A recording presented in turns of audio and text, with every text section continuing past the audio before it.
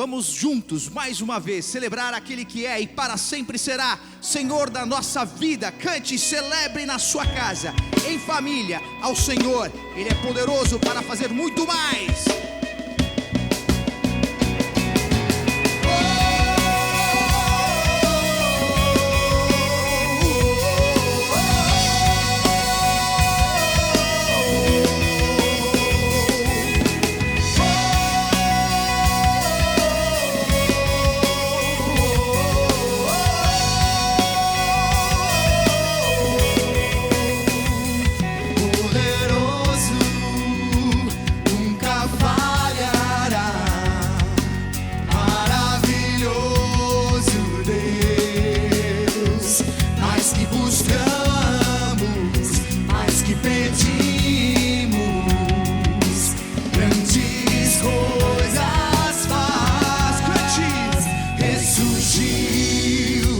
Morte venceu,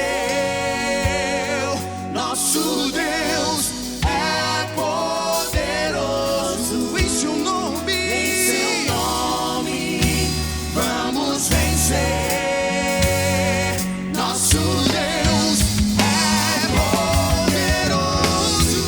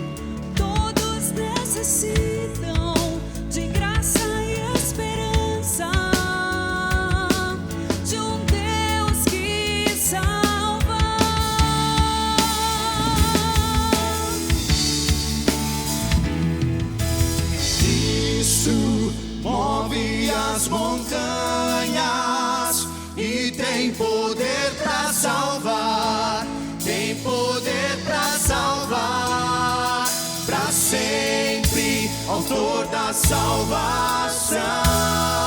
Jesus a morte venceu, sobre a morte venceu.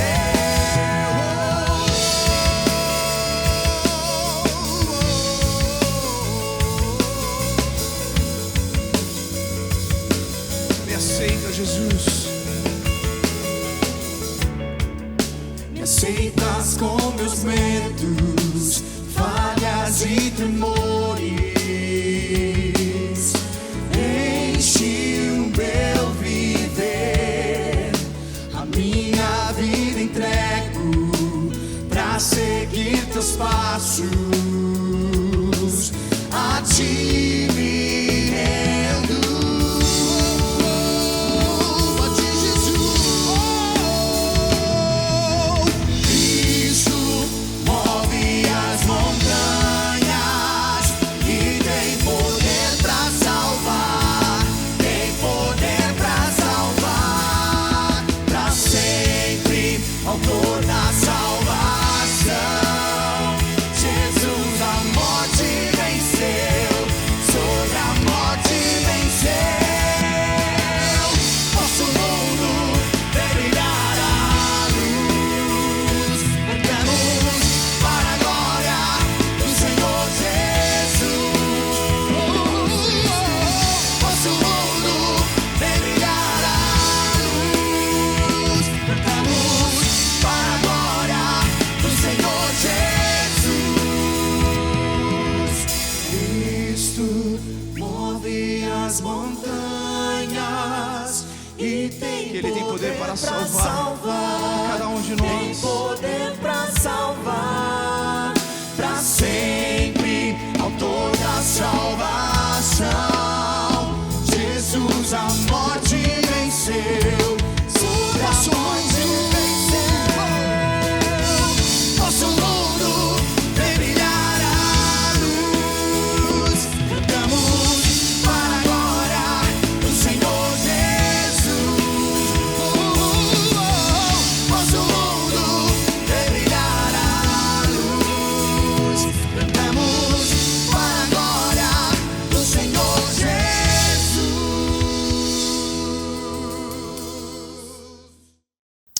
Tudo bem? É muito bom a gente poder estar junto aqui novamente na nossa reunião do Celebrando Restauração. Celebrando Restauração é uma reunião, um ministério que nos ajuda muito na nossa caminhada como cristãos. Isso porque muitas vezes a gente sabe que a gente tem problema, mas muitas vezes a gente não sabe como resolver este problema. O foco e a solução para os nossos problemas é Cristo, é a graça dele.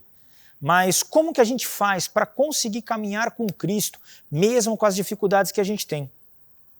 E é disso que o Celebrando trata. Hoje a gente está entrando na lição 2, a lição da impotência. E essa lição está dentro do passo 1. E quando a gente fala que ela está dentro do passo 1, por que a gente fala isso? Porque o Celebrando ele é baseado em 12 passos. E eu gostaria de ler os passos para você agora. O passo 1 ele diz o seguinte: admitimos ser impotentes diante de nossos vícios, traumas emocionais, maus hábitos e comportamentos destrutivos e que nossas vidas se tornaram ingovernáveis. O passo 2 diz: viemos a acreditar que nosso poder superior, Jesus, poderia restituir a nossa sanidade. O passo 3 diz: decidimos entregar nossas vidas e nossas vontades aos cuidados de Deus. O passo 4 diz: fizemos um minucioso e destemido inventário moral de nós mesmos. O passo 5 diz: admitimos para Deus, para nós e para outro ser humano a natureza exata dos nossos erros.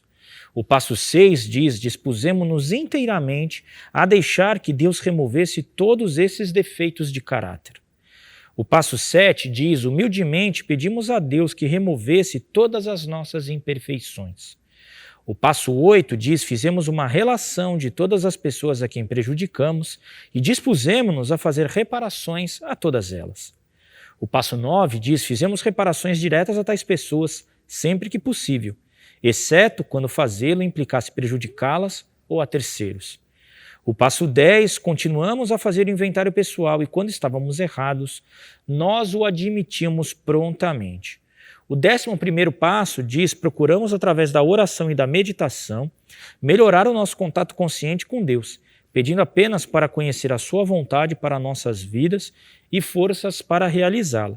E o 12º passo diz: tendo experimentado um despertar espiritual como resultado desses passos, procuramos levar esta mensagem a outros e praticar esses princípios em todos os aspectos da nossa vida. Então a lição de hoje é a lição 2, impotência, que está no passo 1. E o passo 1 ele diz assim: admitimos ser impotentes diante de nossos vícios, traumas emocionais, maus hábitos e comportamentos destrutivos e que nossas vidas se tornaram ingovernáveis. E olha o que diz na carta de Paulo aos Romanos, no capítulo 7, versículo 18. Pois eu sei que o que é bom não vive em mim, isso é, na minha natureza humana. Porque ainda que a vontade de fazer o bem esteja em mim, eu não consigo fazê-lo. Então aqui Paulo deixa muito claro que ele quer fazer a vontade de Deus, ele quer fazer o bem, mas tem alguma coisa nele que impede ele de fazê-lo. Então alguma coisa dentro da natureza humana do ser humano impede a gente de fazer o bem. E isso é o que a gente chama de pecado. O pecado ele está em nós de uma forma tão profunda que muitas vezes ele nos aprisiona e nos leva para fazer as coisas erradas. E a forma que a gente tem de resolver isso, a forma que a gente tem de, olha, eu quero resolver esse problema, eu quero vencer isso, é admitir a nossa impotência diante disso. Então o passo 1, ele nos leva a admitir a nossa derrota. A nossa derrota diante deste problema, diante de alguma coisa. E é estranho a gente chegar e falar assim, como assim? Ele fala para eu admitir a minha derrota. Parece que eu admitir a minha derrota eu estou andando para trás. Mas não é isso. Na verdade, quando a gente admite a nossa derrota e a nossa impotência perante um problema que a gente tem, a gente começa a dar os passos para alcançar a nossa mudança. É assim que faz. É exatamente isso que Paulo está fazendo ali no livro de Romanos, no capítulo 7. Ele está assumindo a sua impotência diante daquele problema. Isso não quer dizer que nós somos irresponsáveis ou assumir uma postura de que nada podemos fazer. Não é isso. Não é eu chegar e falar assim, olha, eu não tenho nada a ver com o problema. Não é isso. É, na verdade, dizer, olha, eu sou responsável pela minha vida e pelo que eu faço com ela. Mas eu sozinho, eu na minha força, não consigo enfrentar este problema. Uma das minhas áreas de restauração é a questão alimentar. Por que isso? Eu sou diabético, eu tenho uma questão de saúde e eu não posso engordar um pouquinho, eu não posso ser gordinho. Então, para mim, é difícil isso. Por quê? Porque eu realmente gosto muito de comer. E a comida, para mim, é muitas vezes uma dificuldade. E durante a minha história, por conta da minha história, eu coloquei a comida no lugar errado. E todos os dias eu preciso entregar essa vontade para Deus e dizer para Ele, olha, eu sou impotente de vencer a minha vontade de comer mais do que eu devo. Então é isso, é assumir a sua impotência, a sua derrota, algo que você não consegue resolver com as suas forças próprias. E nós, aqui no passo 1, nós aceitamos a nossa impotência em vários aspectos da nossa vida. O primeiro deles é em relação às pessoas. Entenda uma coisa, você não vai conseguir mudar ninguém. Não adianta você chegar aqui achando que você é responsável ou você vai poder mudar a outra pessoa, porque não dá. É impotente isso. Realmente não dá. Eu não consigo mudar a minha esposa, não consigo mudar os meus filhos, não consigo mudar o meu chefe, não consigo mudar os meus pais. Não dá. Outra coisa, a gente é impotente perante as circunstâncias da nossa vida. Muitas circunstâncias que acontecem conosco não é nossa culpa, ou talvez até a gente fez alguma coisa, mas eu não consigo mudar aquela circunstância. Aquilo foi colocado diante de mim, então eu preciso assumir isso. Outra coisa em relação às nossas compulsões. Eu já falei um pouquinho antes da minha questão alimentar, mas tem tantas outras. Talvez o seu problema seja questões sexuais, seja questão com álcool, seja questão, como eu falei, com a comida, com a mentira, com codependência, com ira. Eu não sei qual a sua área de restauração, mas a verdade é que nós precisamos assumir a nossa impotência diante das nossas compulsões. O que mais? Também diante do futuro. O futuro é algo muito incerto. E eu não sei você, mas uma das minhas áreas também é uma questão do medo do futuro. Será que eu vou conseguir me sustentar? Será que eu vou ter recurso suficiente no futuro? Será que eu vou conseguir cuidar das minhas filhas? Será? Mas não dá para saber. Eu sou totalmente impotente diante disso. O que eu faço? Eu vivo no presente. E o futuro a Deus pertence, não a mim. E também nós somos totalmente impotentes diante de nossos sentimentos. Os nossos sentimentos, eles variam muito. Às vezes a gente está feliz, às vezes a gente está triste, às vezes a gente está com raiva, às vezes, e é assim que acontece. Então nós precisamos assumir a nossa impotência também diante dos nossos sentimentos. E tem uma coisa que eu queria falar agora, que é um ciclo que a gente chama de ciclo da dependência ou ciclo da derrota. Como é que funciona esse ciclo? E é bem importante você entendê-lo aqui. O que acontece? Todos nós temos dores, tá bom? Ter dor faz parte da nossa vida humana, então eu tenho uma dor. Pode ser uma dor mais forte, uma dor mais fraca. Exemplo de uma dor, tristeza ou desaprovação, ou angústia, ou ansiedade, ou traição, eu não sei. Alguma dor que você tenha ali com você. Na busca, uma dor emocional, tá bom?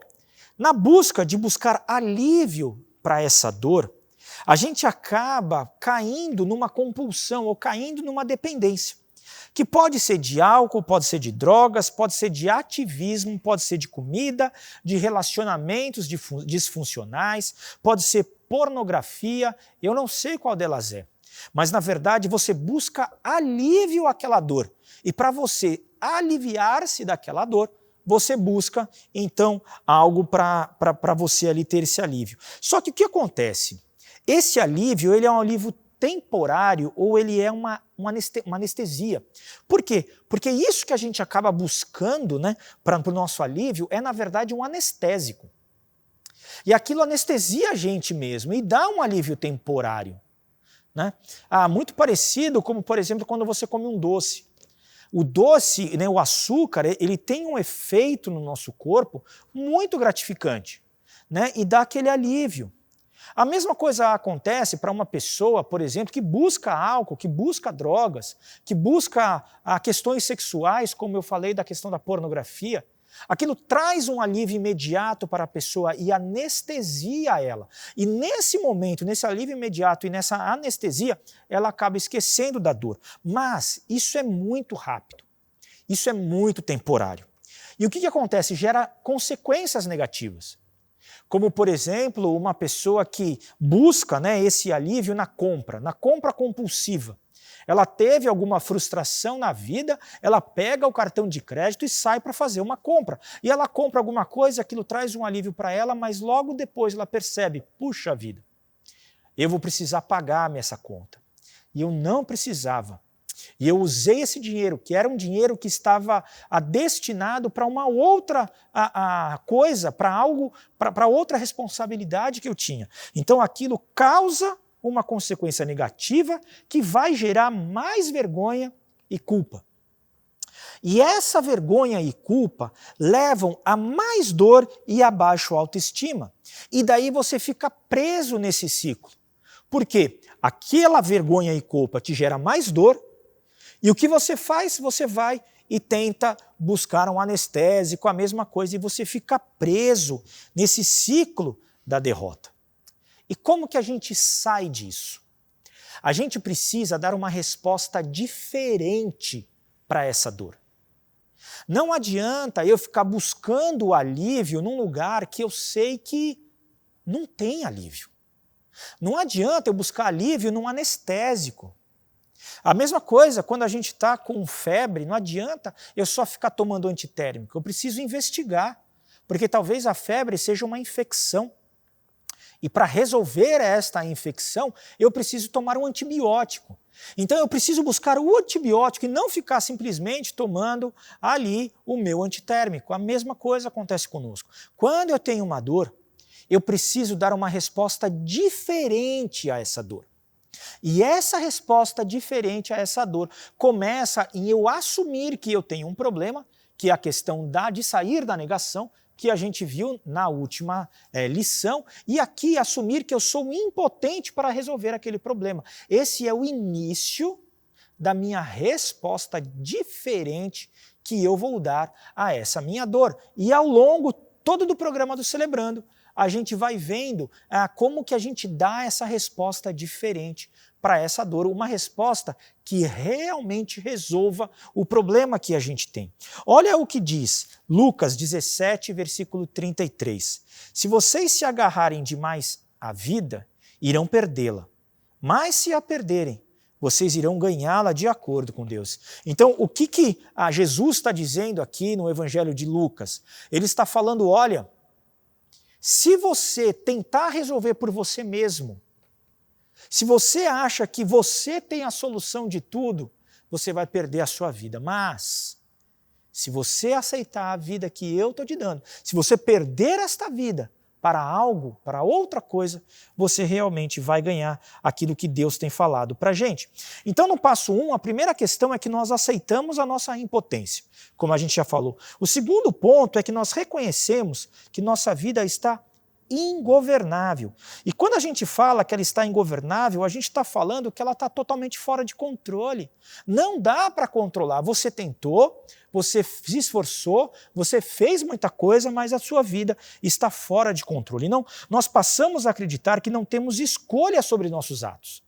E isso é muito interessante. Quando a nossa vida está fora de controle, a gente acha que é assim mesmo. É assim mesmo. Não tem jeito. Eu estava conversando uma vez com um rapaz que ele estava totalmente descontrolado financeiramente. Ele falava o seguinte, não, é assim mesmo, o brasileiro é assim, sem dívida eu não vou conseguir comprar nada. E não, isso não é verdade. Nós desenvolvemos um estilo de vida autodestrutivo ou que nega a nossa dor. Então, isso é estar fora de controle. Paramos de amar a nós mesmos e fazemos muitas coisas que nos prejudicam. E essas coisas, elas tiram a gente do rumo. E tiram a gente do rumo de uma tal forma que parece que a gente está num emaranhado de coisa.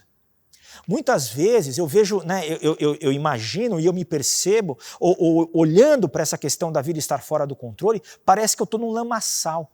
Sabe, e eu tento andar e eu não consigo, como se eu estivesse numa areia movediça e que aquilo tudo está em volta de mim. Essa é a nossa vida, fora de controle. O que acontece? Nós precisamos voltar a cuidar de nós mesmos, de uma maneira que alimente a nossa alma e faça a vida valer a pena. Então eu preciso voltar, foi o que eu falei para a gente anteriormente, daquela resposta diferente à minha dor. Eu preciso dar uma outra resposta àquela dor. Eu preciso voltar a cuidar de mim mesmo e colocar a minha vida de volta no trilho. Porque muitas vezes a gente acredita que só tem essa vida de enrosco. E eu vou dizer para você que não. Tem uma outra vida que Deus está querendo oferecer para a gente e dar para cada um de nós. Marcos 12, 31 diz assim, e o segundo e mais importante mandamento, é Jesus falando aqui, é esse. Ame os outros como você ama a você mesmo. Então o mandamento de Cristo é muito claro, olha, ama o outro como você se ama. E para a gente conseguir amar o outro, a gente precisa se amar, tá bom? Quando a gente fala de perda de controle, a nossa vida ela está descontrolada e a gente perdeu o controle dela, tem dois tipos de perda de controle que a gente pode ver na nossa vida. Quais são as características aqui que a gente tem essa perda de controle? E tem algumas características externas e algumas características internas. E quais são as características externas da perda de controle? Como é que a perda de controle externa ela se mostra? Se mostra ou pode acontecer através, por exemplo, de uma prisão. Quando a prisão ela é o limite máximo da nossa sociedade. Então pode acontecer de você preso, se você ser preso, pode. Se você é uma pessoa violenta, se você é uma pessoa que está envolvida com drogas, por exemplo, se você é uma pessoa que está envolvida em roubo, você pode ser preso. Então a prisão é uma forma que mostra, né, essa perda de controle externa. Mas você pode pensar assim, não, mas prisão é algo muito longe de mim. Talvez não seja. Mas se você achar isso, você pode pensar nas perdas de relacionamento que você tem. Você talvez não consiga ter amigos, você começa um emprego e perde o emprego, você não consegue ter relacionamentos. Sempre você vai perdendo esses relacionamentos e sempre você está desempregado. Ou é muito difícil você conseguir continuar em relacionamentos duradouros na tua vida. E também, essa perda de controle externa, ela pode se mostrar, ter a característica dos problemas familiares. Problema com seu marido, com sua esposa, com seus filhos, com seus pais, com seus irmãos, problemas familiares ali, tá bom? Então essas são algumas características ou algumas ideias, né, que você pode olhar para você e falar assim, verdade, a minha vida está fora de controle porque eu vejo algumas dessas características na minha vida, na parte externa. Não são todas aqui, a gente falou sobre algumas, mas essas são algumas delas. E a questão interna, como é que é? A perda de controle interna, ela muitas vezes é identificada pelo nosso sistema de crenças falsas e doentias sobre nós mesmos. O que acontece? Conforme a gente foi vivendo a nossa criação, as nossas experiências, tudo que foi sendo formado na nossa vida, pode ter criado na nossa cabeça e dentro da gente um sistema de crenças que ele é errado. Um sistema de crenças falsos. E muitas vezes a gente olha para a gente e a gente acaba acreditando que nós somos inúteis. Somos inúteis, a gente não serve para nada. E o pior é que muitas vezes isso é ensinado na igreja, né? Uma teologia ruim. É uma teologia que diz o seguinte, o homem não é nada, o homem é pó. Então, a gente imagina que o homem é inútil. Mas não é isso que a Bíblia está falando para a gente. Quando a Bíblia fala que nós somos pó, é para a gente não ter orgulho, para a gente não se orgulhar da gente mesmo. Mas isso não quer dizer que nós não temos valor. Qual é o tamanho do valor que você tem e que eu tenho? É o valor da vida de Cristo, porque foi Ele que entregou a vida dele perfeita pela nossa. Então, o nosso valor é inestimável. Mas eu não posso pegar isso ou achar que eu sou o cara. Porque o valor da minha vida é inestimável para Deus e foi Ele que me salvou. Mas talvez aí em você tenha um sistema de crenças internos dizendo, olha, você acha que você é inútil. Outra característica é que você pode achar que o mundo deveria girar ao seu redor, que você é o centro do universo, que só você existe. Então todos que estão ao seu redor devem girar ao seu redor, em torno de você. Então é só você que tem razão no seu casamento, só você que tem razão na sua casa, só você que tem razão no seu trabalho. Está errado. Outra característica, você pode acreditar que você tem responsabilidades demais. Muita coisa. Eu tenho um rapaz que eu converso com ele, eu tenho caminhado com ele, e muitas vezes ele fala isso. É muita coisa, eu tenho muitas responsabilidades, é muita coisa. E quando eu olho para a vida dele, ele tem bastante coisa, mas como qualquer outro ser humano adulto. Eu também tenho, e você também tem. Ser adulto quer dizer, muitas vezes, ter várias responsabilidades. Mas não quer dizer que você tem muita. Não, calma. Isso é alguma coisa que está aqui atrás, tá, da sua crença, que está mostrando que está fora de controle. Outra coisa é achar que alguém deveria cuidar de nós. Alguém deve cuidar de nós enquanto nós somos crianças, ou se de repente você tiver alguma deficiência ou algum problema mesmo, que você não consegue viver, né, e ser responsável por você próprio. Mas fora essas questões, um ser humano adulto, uma pessoa adulta, ela precisa ser responsável por ela mesma. Então ninguém é responsável por você. Tem uma questão muito forte também cultural. Nós, brasileiros, somos de uma cultura que a gente acha que sempre a responsabilidade precisa vir de fora para dentro. De vez em quando é o governo, a gente acha, não, o governo é responsável. O que o governo vai fazer por mim? O governo tem que dar alguma coisa. Ou a gente acha que é a igreja vai cuidar de mim, a igreja precisa dar alguma coisa. Então a gente sempre acha, né, ou pode achar, você pode estar aí olhando que alguém fora de você deveria cuidar de você. Olha o que diz essa afirmação aqui. Nossa inconstância emocional é geralmente a maneira mais óbvia de identificarmos a perda de controle pessoal. Então, como que está o seu equilíbrio emocional?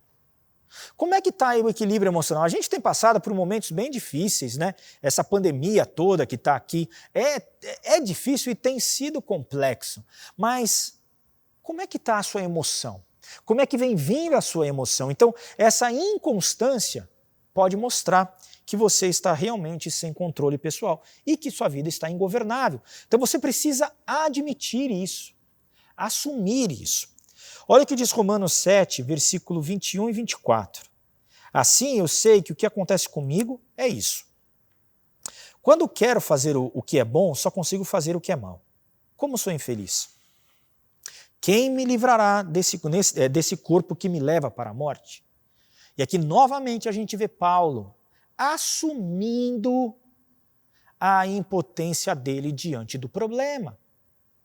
Então veja como é importante isso na nossa vida. Assumir que nós somos impotentes perante aquela questão. E nesse passo 1, o passo que a gente está falando de sair da negação e de assumir a nossa impotência, existem alguns princípios espirituais para a gente conseguir dar este passo. E o primeiro desses princípios espirituais é a honestidade. A gente vai falar bastante sobre a honestidade aqui no programa, sobre vivermos na verdade. Mas essa questão da honestidade é a gente admitir que a nossa identidade está em Jesus e não em nossas compulsões, e não nos nossos maus hábitos ou nos vícios. Amigos, quando eu entendi isso na minha vida, isso foi realmente libertador para mim. Nós cantamos aqui, a gente tem uma música na nossa igreja que canta, né? O meu passado não me define. Foi Jesus Cristo que morreu por mim e a minha definição, a minha identidade está nele. Então, quando a gente declara aqui, eu sou um filho amado de Deus, quando a gente fala, oi, boa noite, meu nome é Fernando, um filho amado de Deus em restauração das minhas feridas emocionais, essa declaração de filho amado de Deus, ela é extremamente importante. Olha o que diz Romanos 12, versículo 3. Porque pela graça que me é dada, digo a cada um entre vós que não pense de si mesmo além do que convém. Antes, pense com moderação, conforme a medida da fé que Deus repartiu a cada um. Então fala realmente dessa questão da moderação, da honestidade, entendendo que a sua identidade, quem você é, está em Jesus Cristo e não nos seus problemas. O segundo princípio espiritual é a questão da mente aberta. Abra sua mente e mantenha a sua mente aberta para acreditar que existe uma forma diferente de viver. Eu conheci um rapaz que ele tinha um problema grande com pornografia. Por conta da história dele, ele teve problemas na infância, foi história disso todo, e ele tinha uma verdade que ele dizia o seguinte: eu acredito que todo homem acessa pornografia. E ele ainda dizia assim para mim, quem não acessa é mentiroso. E daí ele percebeu que não é verdade isso. Ele percebeu que ele não precisava viver mais desta forma. Que aquela vida que ele tinha experimentado durante boa parte de sua vida não era, na verdade, a vida que Deus tinha planejado para ele, que tinha uma outra vida, uma vida de liberdade aqui. Mas para esta mudança ter acontecido na vida dele, ele precisou ter a mente aberta, e você também precisa. Acredite, existe uma forma diferente de viver do que você tem enfrentado. Talvez você esteja preso no medo, talvez você esteja preso na angústia, na ansiedade, no pecado. Saiba, em Cristo há liberdade. Filipenses 4, versículo 8, diz assim: encham a mente de vocês com tudo que é bom e merece elogios. Isso é, tudo que é verdadeiro, digno, correto, puro, agradável e decente. Pensem nessas coisas. E Paulo claramente diz aqui para a gente, olha, mude a forma como você pensa. Deixe Deus renovar a sua mente. Abra a sua mente. E experimente coisas novas e uma forma nova de você viver. O terceiro princípio espiritual do passo 1 a gente chama de boa vontade. O que é isso? Mesmo não compreendendo os passos completamente, a gente está só no passo 1, mas mesmo ao longo da sua jornada, você vai perceber que muitas vezes, puxa, eu não estou entendendo direito como é que tudo isso funciona. Não tem problema. Mesmo não compreendendo completamente, tomamos uma atitude de prosseguir em busca da nossa restauração. É uma boa vontade, é uma perseverança. Eu vou dizer para você, não desista até que o milagre aconteça na sua vida. Não desista. Talvez você pode estar aqui falando, ouvindo essa palestra, dizendo, puxa, mas eu não estou encontrando muito sentido nisso tudo. Eu estou dizendo para você, continua firme. É muito comum as pessoas, no momento do programa, darem uma virada muito grande. Eu me lembro em um grupo que eu estava... Eu não lembro se foi ano passado, se foi ano retrasado, não lembro direito quando foi isso, mas num grupo que eu estava, e no meio do programa, num certo momento, um dos participantes ele teve aquele clique, sabe, quando realmente encaixou uma coisa na outra. E eu lembro da afeição dele mudando, ele falou, caramba, agora eu entendi. Então continue, e até então, até antes disso, ele realmente vinha meio, sabe, eu não estou entendendo, mas pode ser que aconteça isso com você também. O que eu estou dizendo é, continue firme, tenha boa vontade. Filipenses 3, versículo 12 diz assim, não estou querendo dizer que já consegui tudo o que quero, ou que já fiquei perfeito, mas continuo a correr para conquistar o prêmio, pois para isso já fui conquistado por Cristo Jesus. E nesse texto aqui, o apóstolo Paulo diz o seguinte, olha, eu não sou perfeito ainda, mas uma coisa eu faço, eu olho para Cristo e eu caminho. Eu sigo adiante, eu vou, porque Paulo sabia que aquele caminho que ele estava caminhando era o caminho que Jesus Cristo estava falando para ele. Então a mesma coisa eu digo para você, continua firme, tenha boa vontade, mesmo que agora ou você já está caminhando com a gente há um tempo nos celebrando e você não está conseguindo ver tudo isso, não se preocupe, continue, tenha boa vontade e continue. E o quarto e último princípio espiritual aqui do passo 1 é a questão da humildade. E a humildade é aceitar quem realmente somos. A humildade é nós termos um entendimento de quem nós somos de forma equilibrada. A humildade não é você se menosprezar. Não é você chegar e falar, eu não sou nada mesmo, eu sou um inútil, que a gente já falou um pouco antes. Não é isso. Humildade é você ficar pensando menos toda hora em você mesmo. É você pensar no outro, é você fazer as coisas para Deus, é você fazer as coisas para o outro. Isso é ser humilde. É você olhar para você e aceitar quem realmente você é. Talvez você seja um excelente profissional, talvez você seja um excelente pai, um excelente professor, eu não sei. Isso tudo bem, e aceite quem você é. Se você faz algo bom, é bom que você entenda isso, mas não pegue isso para você menosprezar as outras pessoas, para você se achar que você é o máximo. Não, isso não é ser humilde, isso é ser orgulhoso. Tá bom? Mas a humildade é isso, é você ter um entendimento equilibrado de quem você é, nem mais, nem menos. Olha o que diz Provérbios 29, versículo 23. O orgulho pode significar o seu fim, mas a humildade irá prepará-lo para as honras. E a gente tem diversos outros textos bíblicos dizendo que Deus ele se opõe ao orgulhoso, mas ele exalta o humilde. Então, se o grande problema teu é orgulho, peça para Deus. Peça para Deus te dar humildade e viva desta forma, de uma forma equilibrada. Quando admitimos a nossa impotência e incapacidade de controlar nossas próprias vidas, abrimos a porta para que nosso poder superior, Jesus, nos ajude. Não é onde estávamos que conta, mas para onde queremos ir.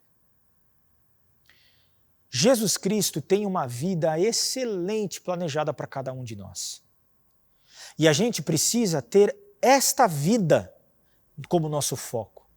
A gente precisa olhar para Cristo como alvo da nossa vida e da nossa caminhada. A grande questão, como a gente diz aqui, não é onde nós estávamos, é para onde nós vamos. Nem como estamos hoje, mas para onde nós vamos.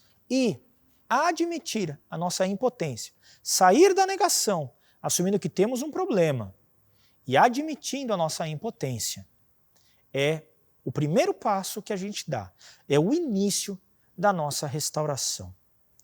E agora nós vamos separar nos nossos grupos de apoio e eu realmente incentivo você a participar de um grupo de apoio para aprofundar esse teu processo de restauração. E a gente tem aqui 3 perguntas que a gente vai fazer para você poder conversar agora no seu grupo de apoio. Você está pronto para começar verdadeiramente a sua jornada de recuperação? Você está pronto para parar de negar a sua dor? Para começar a admitir que sua vida está fora de controle? Se você está, compartilhe agora com o seu grupo, agora que a gente vai fazer as partilhas, né, do grupo de apoio pelo Google Meet. E eu gostaria de orar agora. Pai, muito obrigado, porque o Senhor tem um plano sensacional para cada um de nós. Muito obrigado porque a vida que o Senhor tem planejado para cada um de nós, Pai, é uma vida ótima de ser vivida mesmo em meio a dificuldades. A mesma vida que Jesus Cristo viveu. E nós pedimos para que o Senhor nos ajude a caminhar em direção a esta vida, a abrir mão do controle, a aceitar as impotências, sair da negação. E que a gente possa, Pai, viver com isso debaixo da Tua graça. E é no nome de Cristo Jesus que nós oramos. Amém. Amém. Agora eu gostaria de orar a oração da serenidade. A oração da serenidade ela não é uma reza, mas ela é uma declaração muito importante que nos ajuda muito na nossa caminhada de restauração. Eu te convido a falar junto comigo. Vamos lá? Concede-me, Senhor, a serenidade necessária para aceitar as coisas que não posso mudar. Coragem para mudar as coisas que posso e sabedoria para discernir a diferença. Viver um dia de cada vez, aproveitar um momento de cada vez, aceitar as dificuldades como um caminho para a paz. Tomar, como Jesus o fez, este mundo pecaminoso como ele é, não como gostaria que fosse. Confiando que ele tornará todas as coisas corretas se eu me submeter à sua vontade. Que eu possa ser razoavelmente feliz nesta vida e supremamente feliz com ele para sempre na próxima. Amém. Amém. E agora a gente vai dividir nos grupos de apoio. Os grupos de apoio, eles têm funcionado através da ferramenta do Google Meet. Você precisa baixar, se você vai utilizar o seu celular, o Google Meet no teu celular. Se você utiliza um computador, você não precisa, porque ele funciona diretamente no próprio navegador do Chrome do seu computador, tá bom? Mas os outros navegadores, ele funciona também. E para a gente funcionar os grupos de apoio de uma forma segura, para todos estarmos seguros, a gente tem algumas regras aqui do CR Online. E elas dizem o seguinte: fale de você, manter minha partilha focada nos meus pensamentos, sentimentos e ações. Tempo, limitar minha partilha ao tempo estipulado, respeitando o direito de todos falarem. Silêncio, não manter conversa cruzada, ouvindo em silêncio com atenção e amor o que cada um tem a dizer. Respeito, apoiar os outros, não consertar os outros, mantendo o foco nas minhas próprias questões, evitando julgamentos, críticas e conselhos. Anonimato e sigilo, Manter anonimato e sigilo sobre o que foi partilhado e sobre os que estão presentes, não comentando ou mencionando seus nomes e problemas com ninguém. A única exceção é quando alguém ameaça ferir a si mesmo ou a outros. Linguagem. Não utilizar linguagem ofensiva ou vulgar ou que cause constrangimento nos outros. Não mencionar nomes de substâncias ou medicamentos. Não detalhar experiências de usos sexuais, etc. Não citar nomes de instituições. Celular. Desligar as notificações e não atender ligações no seu celular. E como nós estamos no online, a gente tem mais outras 3 regras para a gente manter os grupos seguros. O fone de ouvido. Todos precisam estar de fone de ouvido para ninguém ouvir o que está sendo falado no grupo. Então, para você participar, você precisa ter um fone de ouvido. Câmera ligada. Todos precisam estar com as câmeras ligadas. O facilitador do grupo pode pedir para verificar se tem mais alguém no cômodo da casa. E gravação. As reuniões não serão gravadas para que haja anonimato e sigilo. E como é que você faz para entrar nos grupos agora? Todos os grupos estão no site da IBM Alphaville. Então você precisa entrar no site ibmalphaville.org.br e clicar no botão Celebrando Restauração, que é esse botão que está aparecendo aí na tela para você. Daí ali você vai seguindo as regras, tem uns passos, é bem tranquilo, tem uns botões lá, você clica e vai seguindo. Se essa é a tua primeira vez aqui no Celebrando, a gente tem um grupo de conexão que a gente vai explicar para você como que funciona.